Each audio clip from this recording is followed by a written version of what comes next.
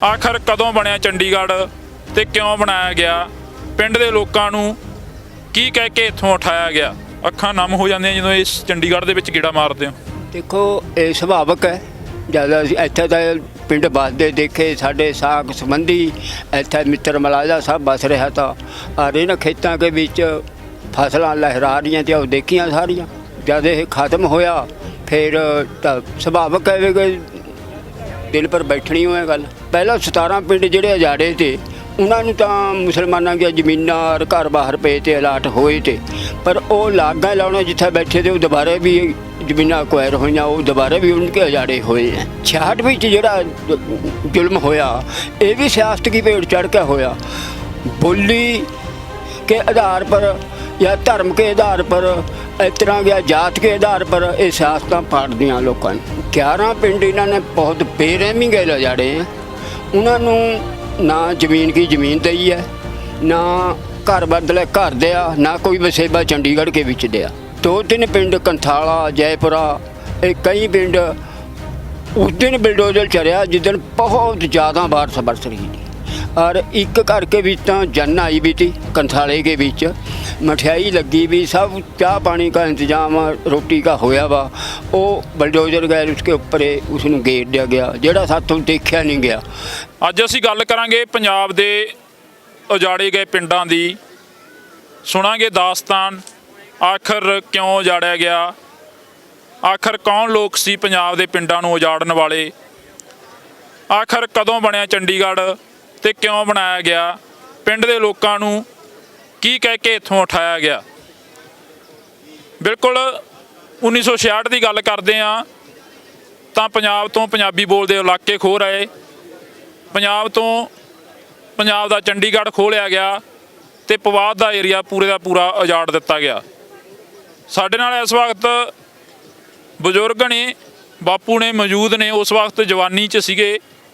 साधु सिंह जी गलबात करांगे। बापू पहला सत श्री अकाल। सत श्री अकाल। अखां नम हो जांदियां जदों इस चंडीगढ़ दे विच गेड़ा मारदे हो। देखो ये सुभाविक है, ज़्यादा इत्थे दा पिंड बसदे देखे साडे साख संबंधी इत्थे मित्र मलाजा सब बस रहा था और इन खेतों के बीच फसलां लहरा रही थी, देखियां सारियां। बाकी जब ये खत्म होया फिर सुभाविक है कि दिल पर बैठनी हो गल। अज उत्थे बैठे हैं इस पत्थर के थल्ले कदे फसलां हुंदियां सी, इस पत्थर के थल्ले किते जट दी कही जाने वाली माँ हुंदी सी, अज उस माँ के उपर पत्थर ला दिता गया। हाँ देखो सियासत बहुत जुल्म करती है। पहला सियासत नहीं तो हिंदुस्तान पाड़िया, भारत पाड़िया, पाकिस्तान बनाया, जिहड़े के बीच ज़्यादा नुकसान पंजाब का ही होया। पंजाब की राजधानी चली गई लाहौर विच, उसके बदले पंजाब जिहड़ा रह गया था, छोटा पंजाब रह गया, समझ लो चंगा चंगा इलाका सब पाकिस्तान भी चले गया, पानी भी ज़्यादा उधर चले गया। पर राजधानी का बनानी तो चंडीगढ़ उसकी देन है कि लाहौर की राजधानी खुश गई थी, ये चंडीगढ़ राजधानी पंजाब वास्ते बनाई है। चलो बनानी थी बना ली, पर जेड़े उरे पिंड वस रहे थे वो कुग बस रहे थे, बहुत चंगियां जमीनां, हर एक फसल इन जमीनों के विच हुंदी थी। बाकी उन्हां लोकां नूं जब साडे साथियों को अजाड़िया, वो अजाड़िया बहुत बेरहमी गल है। उन्होंने की ना तो जमीन के बदले जमीन पूरी दी, कट के दी है। घर भी पहला 17 पिंड जिहड़े अजाड़े थे उन्होंने तो मुसलमानों की जमीन और घर बाहर पे थे अलाट होए थे, पर वो लागा लाने जिथे बैठे थे वो दोबारा भी जमीन अक्वायर हुई, वो दोबारा भी उनके अजाड़े हुए हैं। हुण 66 में जोड़ा जुल्म होया ये भी सियासत की भेड़ चढ़ के होया। बोली के आधार पर या धर्म के आधार पर, इस तरह या जात के आधार पर ये सियासत फाड़ दियाँ लोगों ने। ये सियासती लोग बहुत सोचिया समझिया साजिशां रच के यह जे काम करते हैं। 66 का जोड़ा बंटवारा होया इसका कोई कारण नहीं था बना। अज भी हरियाणे के बीच पंजाबी बोलते बहुत इलाका, तुसीं जाके देख लो दूजी भाषा का पंजाबी है उत्थे पर बहुत इलाका पंजाबी बोल रहा हरियाणा के बीच। हिमाचल के बीच ਜਿਹੜਾ इलाका गया पंजाब का, उत्थे पंजाबी ठेठ बोली जा रही है। ਇਹ ਸੋਚੀ ਸਮਝੀ ਆਪਣੀਆਂ ਅਸੈਂਬਲੀਆਂ ਬਣਾਉਣੇ ਵਾਸਤੇ, ਆਪਣੀ ਮਿਨਿਸਟਰੀਆਂ ਬਣਾਉਣੇ ਵਾਸਤੇ ਸਾਜ਼ਿਸ਼ਾਂ ਰਚੀਆਂ ਜਾ ਰਹੀਆਂ। ਇਹ ਗੱਲ ਕਰੀਏ ਤਾਂ ਤੁਹਾਡੇ ਸਕੇ ਸੰਬੰਧੀ, ਤੁਹਾਡੇ ਯਾਰ ਦੋਸਤ ਇੱਥੋਂ ਉਜਾੜ ਦਿੱਤੇ ਗਏ, ਉਦੋਂ ਉਹਨਾਂ ਦੇ ਘਰਾਂ ਦੇ ਉੱਪਰ ਕਹਿੰਦੇ ਬੁਲਡੋਜ਼ਰ ਵੀ ਫੇਰ ਦਿੱਤੇ ਗਏ ਕਈ ਘਰਾਂ ਦੇ ਉੱਪਰ। ਤੇ ਜਦੋਂ ਉਹ ਗੱਲਾਂ ਬਾਤਾਂ ਕਰਦੇ ਸੀ ਤਾਂ ਉਹਨਾਂ ਨਾਲ ਦਰਦ ਸੀ ਜਿਹੜਾ ਕਿਸ ਤਰ੍ਹਾਂ ਝਾਕਦਾ ਸੀ, ਕਿਸ ਤਰ੍ਹਾਂ ਦਰਦ ਸੀ ਜਿਹੜੇ ਸਾਂਝੇ ਹੁੰਦੇ ਸੀਗੇ? ਦੇਖੋ, ਜਿਹੜੇ 17 ਪਿੰਡ ਪਹਿਲਾਂ ਜਾੜੇ ਤੋਂ ਮੈਂ ਦੱਸ ਚੁੱਕਿਆ, 11 ਪਿੰਡ ਇਹਨਾਂ ਨੇ ਬਹੁਤ ਬੇਰਹਿਮੀ ਗੈਲ ਜਾੜੇ ਹੈ। ਉਹਨਾਂ ਨੂੰ ਨਾ ਜ਼ਮੀਨ ਕੀ ਜ਼ਮੀਨ ਦਈ ਹੈ, ਨਾ ਘਰ ਬਦਲੇ ਘਰ ਦਿਆ, ਨਾ ਕੋਈ ਵਸੇਬਾ ਚੰਡੀਗੜ੍ਹ ਕੇ ਵਿੱਚ ਦਿਆ। ਹਾਲਾਂਕਿ 2-3 ਪਿੰਡ ਕੰਥਾਲਾ, जयपुरा, ਇਹ ਕਈ ਪਿੰਡ उस दिन बिल्डोजर चलिया जिस दिन बहुत ज़्यादा बारिश बरस रही थी। और एक घर के बीच तो जन आई भी थी, कंथाले के बीच मठियाई लगी भी, सब चाह पानी का इंतजाम रोटी का होया वा। वो बिल्डोजर गए, उसके ऊपर उसनू घेर दिया गया, जोड़ा सातों देखा नहीं गया। एजीटेशन असीं जदों तो ही कर रहे हैं, तो साडे चल रहे हैं।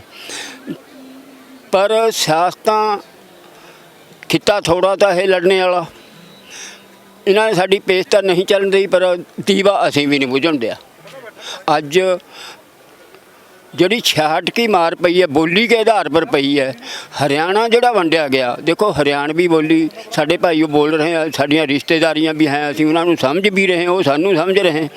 ਪਰ हरियाणा की तो हरियाणवी तो बोली संविधान के विच है नहीं। उन्होंने हिंदी सियासत ने हिंदी उन्होंने अडोप्ट करा दी। साड़ी बोली पंजाबी, चाहे मैं पुआधी बोल रहा, पुआधी बोली जी है पंजाबी की उपभाषा सब सारिया उपभाषावां नालों बड़ी है, क्योंकि पुआधी का इलाका ही बहुत बड़ा, जमुनानगर तो लेकर हुशियारपुर तक, फतेहगढ़ साहब, पटियाला भी कुछ पुआधी बिच आ रहा, जितना राजपुरे का होएगा पटियाले का हिस्सा, ये सब पुआधी का इलाका बहुत बड़ा। असी अपनी बोली ये ना कभी छड्डी है ना छड्डनी है।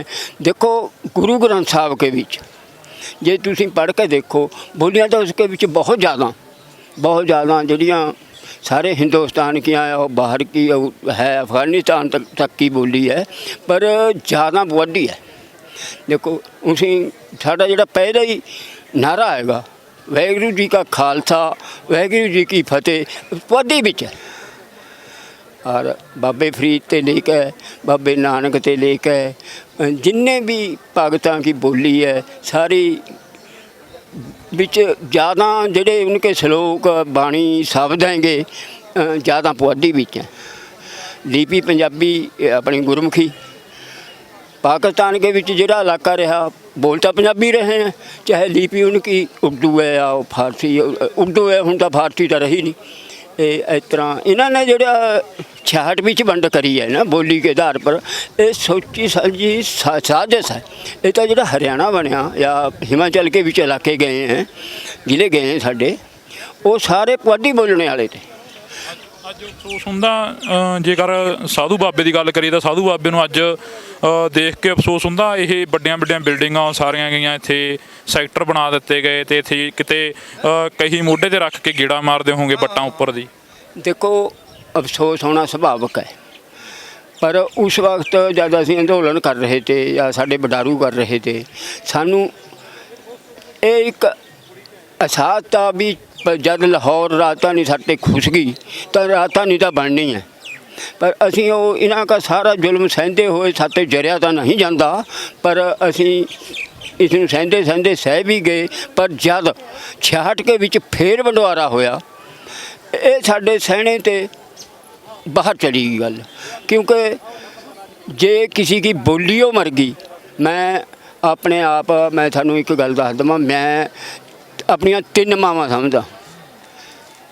जिहड़ी जन्मदाती माँ वो साडी, धरती माँ साडी, तीजी बोली साडी माँ। जे तिन्ने साडी भुल जाने हैं तो साडे कोल रह भी क्या गया, कुछ नहीं रहिंदा।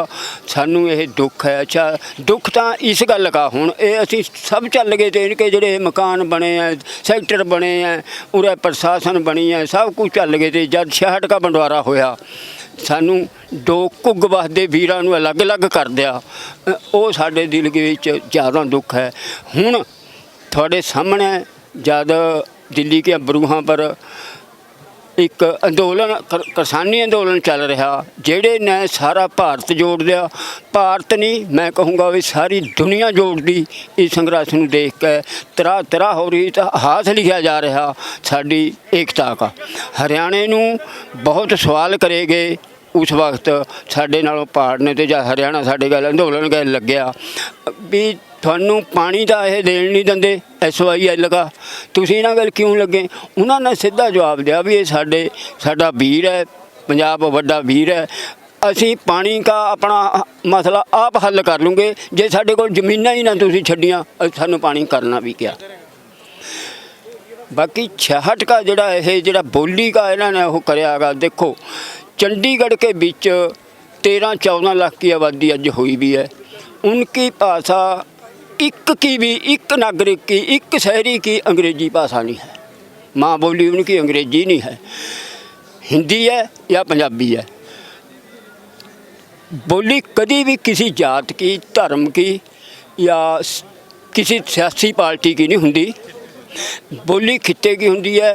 ये राजधानी पंजाब की बनी है, पंजाब वास्ते राजधानी बनी है। बेशक किसी नूं हरियाणा बीते चले गए, ਜਿਹੜੇ ਹੋਰ सूबे उत्तराखंड झारखंड वगैरह अलग होए हैं, उन्होंने सब नूं राजधानी बना के दी है। ये एक सोची समझी साजिश है पंजाब के अणखियों नूं दबाने की साजिश है, इन्हां की बोली नूं दबा के।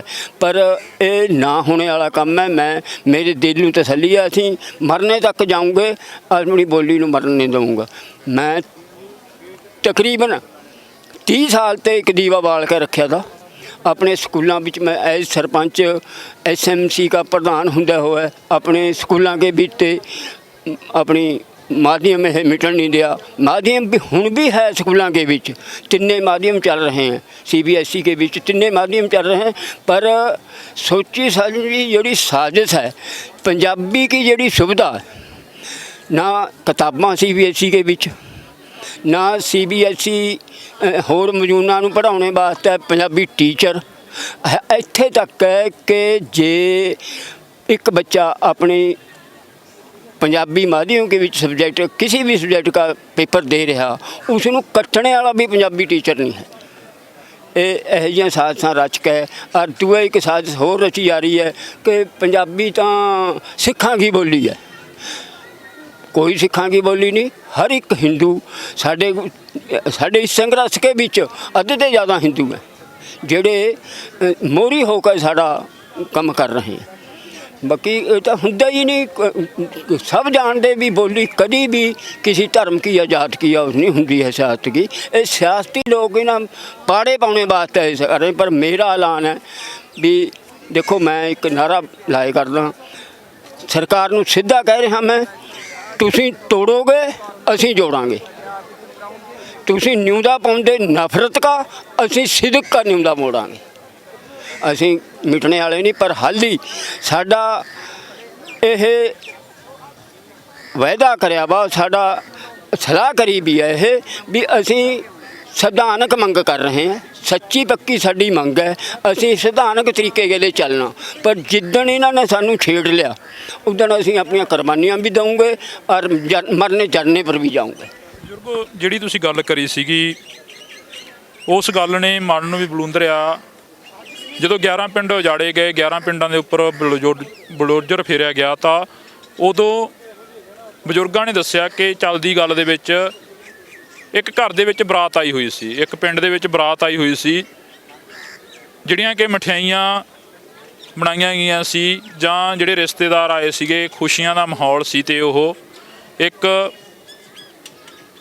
ਹੁਣ ਬਿਆਨ ਨਹੀਂ ਕਰ ਸਕਦੇ ਕਿਹੜੇ ਸ਼ਬਦਾਂ ਦੇ ਵਿੱਚ ਕਰੀਏ ਕਿ ਕਿਸ ਤਰ੍ਹਾਂ ਦਾ ਮਾਹੌਲ ਬਣਾ ਦਿੱਤਾ ਗਿਆ ਉਦੋਂ ਸਮੇਂ ਦੀਆਂ ਸਰਕਾਰਾਂ ਨੇ। ਬਜ਼ੁਰਗ, ਉਦੋਂ ਕੌਣ ਸੀਗਾ ਅਜਿਹਾ ਜ਼ਾਲਮ ਜਿਹੜਾ ਇਹਨੇ ਇੱਕ ਧੀ ਦੀ ਘਰੋਂ ਡੋਲੀ ਉੱਠਣੀ ਹੋਵੇ, ਕਿਹਾ ਜਾਂਦਾ ਕਿ 7 ਬਗਾਨੇ ਦੀ ਡੋਲੀ ਵੀ ਉੱਠੇ, ਜੇਕਰ ਦੁਸ਼ਮਣ ਦੀ ਵੀ ਉੱਠੇ ਤਾਂ ਉਸ ਨੂੰ ਵੀ ਨਹੀਂ ਰੋਕਣਾ ਚਾਹੀਦਾ, ਉਹਨਾਂ ਦੀ ਧੀ ਨੂੰ ਵੀ ਆਪਦੀ ਧੀ ਸਮਝ ਕੇ ਤੋਰ ਦੇਣਾ ਚਾਹੀਦਾ। ਪਰ ਉਦੋਂ ਅਜਿਹਾ ਕਿਉਂ ਹੋਇਆ? देखो, जेड़े सियासती लोग हैं ना, इनका कोई दीन नहीं, कोई धर्म नहीं, कोई इनका हतैसी नहीं, ना ये किसी के हमदर्दी हैं।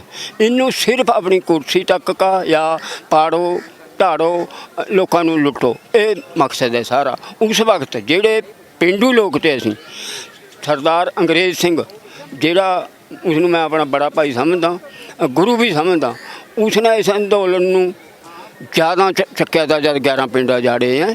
ਅਸੀਂ ਸਾਰੇ ਨਾਲ ਤੇ ਤਹੀਆ ਕਰ ਲਿਆ ਤਾ ਕਿ ਹੁਣ ਅਸੀਂ ਹੋਰ ਪਿੰਡ ਉੱਜੜ ਨਹੀਂ ਦਵਾਂਗੇ।